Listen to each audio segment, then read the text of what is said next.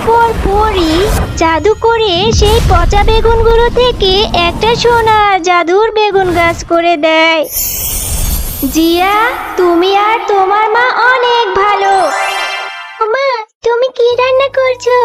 আমার যে খুব ক্ষুধা পেয়েছে, তুমি তাড়াতাড়ি রান্না করো মা, আমি খাবো।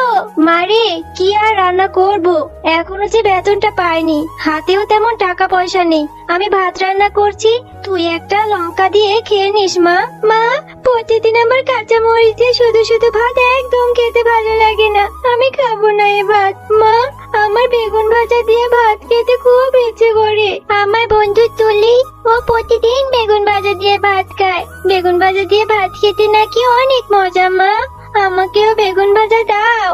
মারে, তুলিতে যে বেগুন গাছের বাগান রয়েছে, আমাদের কি আর তাই রয়েছে যে প্রতিদিন তোকে বেগুন দিয়ে ভাত দিব?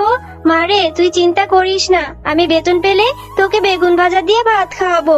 এখনকার মতো তুই একটু খেয়ে নে মা। খাবো না আমি। তুমি সব সময় এমন বলো, সব সময় শুধু বলো এখন হাতে টাকা নেই, বেতন পেলে কিনে দিব, কিন্তু বেতন পাওয়ার পর আর দাও না।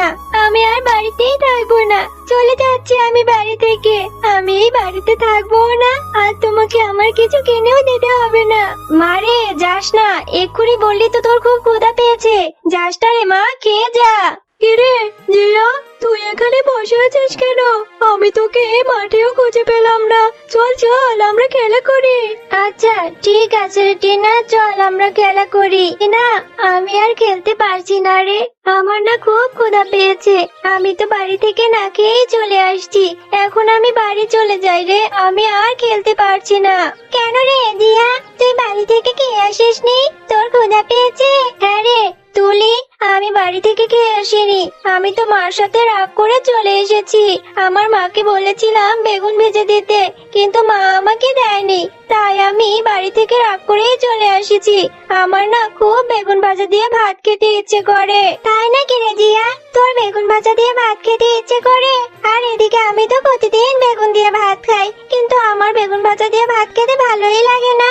জিয়া চল চল, আমার মা না আজকে আমাদের বেগুন খেতে বেগুনগুলো তুলছে, চল ওইখানে গিয়ে আমার মার কাছ থেকে বেগুন নিয়ে তোকে আমি দিব, এরপর তুই বেগুন ভাজা দিয়ে ভাত খেতে পারবি। সত্যি বলছিস রে তুলি, তুই আমাকে বেগুন দিবি?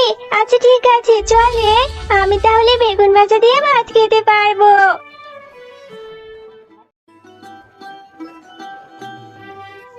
মা, আমার বন্ধু জিয়াকে নিয়ে এসেছি, আমাদের খেতে তো কত বেগুন হয়েছে, আমার বন্ধু জিয়াকে দুটো বেগুন দাও না মা, ওর যে বেগুন দিয়ে ভাত খেতে খুব ইচ্ছে করে, কিন্তু ওরা তো গরিব, ওর মার তো টাকা নেই, তাই খেতে পারে না।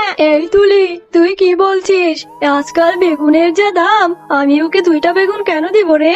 দুইটা বেগুনের অনেক টাকা দাম, ওই বেগুন দুইটা যদি আমি বাজারে বিক্রি করি তাহলে তো আমার কিছু টাকা আসবে। আমি শুধু শুধু এই গরিবের বাচ্চাটাকে বেগুন কেন দিব?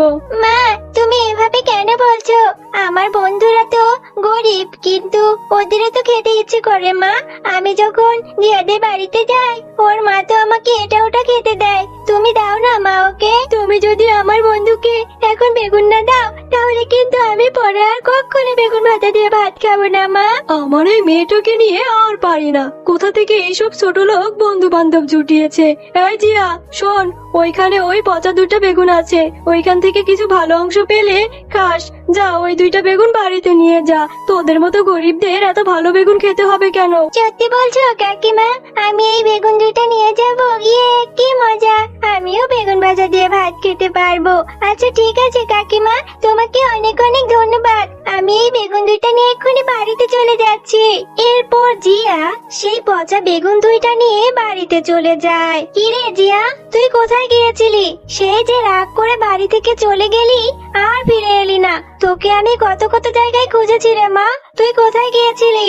আর এতক্ষণ পরে কোথায় থেকেই বা আসলি? মা দেখো, আমি তুলিদের বাড়ি থেকে এই বেগুন দুইটা নিয়ে এসেছি, একটু পচা, কিন্তু তুমি আমাকে খুঁজে খুঁজে ভালো অংশটুকু বেগুনটুকু ভেজে দাও, আমি এখন এই বেগুন ভাজা দিয়ে ভাত খাবো। জিয়া, তোর কি মাথা খারাপ হয়েছে নাকি? এই বেগুনগুলো থেকে তো কোনো ভালো অংশই বের হবে না। এই বেগুনগুলো তো একবারে পচে গেছে। কি দুর্গন্ধ বের হচ্ছে, এগুলো তো খাওয়া যাবে না রে মা। এই পচা বেগুনগুলো খেলে তুই তো অসুস্থ হয়ে যাবি, এরপর ডক্টর এসে তোকে সুচ ফোটাবে। আচ্ছা ঠিক আছে মা, তাহলে এই বেগুনগুলো আমি খাবো না। আমার আবার ডাক্তারের সুচে অনেক ভয় করে। আমি এই বেগুনগুলো ফেলে দিচ্ছি মা। এরপর জিয়া সেই বেগুনগুলো তাদের পুকুরেই ফেলে দেয়। মারে, তুই এখনো মন খারাপ করে বসে আছিস? তুই চিন্তা করিস না, কাল যেভাবেই হোক আমি তোকে বেগুন কিনে এনে ভেজে দিব। এরপর তুই বেগুন ভাজা দিয়ে ভাত খাস রে মা। এখন আর মন খারাপ করিস না, চল ঘুমিয়ে পড়। আচ্ছা ঠিক আছে মা, আমাকে বেগুন ভাজা দিয়ে ভাত খাওয়াতে হবে না। আমি আর কখনো বেগুন ভাজা দিয়ে ভাত খেতে চাইবো না। তুমিও আর কষ্ট পেও না মা। রাতের বেলা সেই পুকুর পাড়ে একটা পরী চলে আসে। আহারে, এই ছোট্ট মেয়েটা আর তার মেয়ে কত অসহায়। মেয়েটা একটু বেগুন ভাজা দিয়ে ভাতও খেতে পারছে না। আমি বরং ওদের সাহায্য করি। আমি আমার মায়া শক্তি দিয়ে এই পুকুরে সোনার জাদুর বেগুন গাছ করে দেই। এরপর পরী জাদু করে সেই পচা বেগুনগুলো থেকে একটা সোনার জাদুর বেগুন গাছ করে দেয়।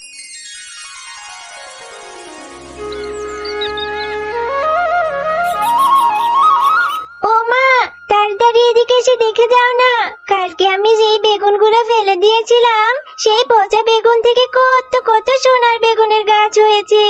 এই বেগুনগুলো কোথা থেকে আসলো মা? তাড়াতাড়ি আসো, দেখে যাও। আরে আরে, তাই তো দেখছি, এই বেগুনগুলো একদম সোনালী রঙের, সোনার মতো চকচক করছে। এই বেগুনগুলো কোথা থেকে আসলো রে মা?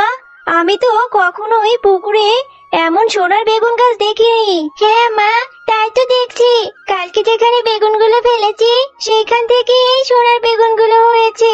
মা, ভালোই হয়েছে, এখন আর আমাদের আর দুঃখ কষ্ট থাকবে না। আমরা এই বেগুনগুলো বিক্রি করে অনেক টাকা পাবো। জিয়া, তুমি আর তোমার মা অনেক ভালো, তাই তো একটি জাদু পরী এইখানে এই সোনার বেগুনগুলো করে দিয়েছে। এই সোনার বেগুন গাছ থেকে কখনোই বেগুন শেষ হবে না। তোমরা এইখান থেকে সোনার বেগুন বিক্রি করে তোমাদের জীবন ভালোভাবেই পার করতে পারবে। এখন থেকে তোমাদের আর দুঃখ কষ্ট থাকবে না। আর শোনো, এখন থেকে তোমরা তোমাদের বনের অসহায় পশুদের সাহায্য করবে। তোমরা কখনোই কোনো অহংকার করবে না, তাহলে এই গাছের বেগুন আর কখনোই শেষ হবে না। তুমি সত্যি বলছো সোনার বেগুন গাছ? তাহলে তো খুব ভালো হলো। এখন থেকে আমরা এই গাছের বেগুন বিক্রি করে আমাদের জীবন ভালোভাবে পার করতে পারবো। আর আমাদের বনে যারা অসহায় পশু রয়েছে তাদেরও আমি সাহায্য করব। মা, দেখো আমাদের সোনার বেগুন কি সুন্দর কথা বলছে। এখন থেকে তোমার আর কষ্ট করতে হবে না।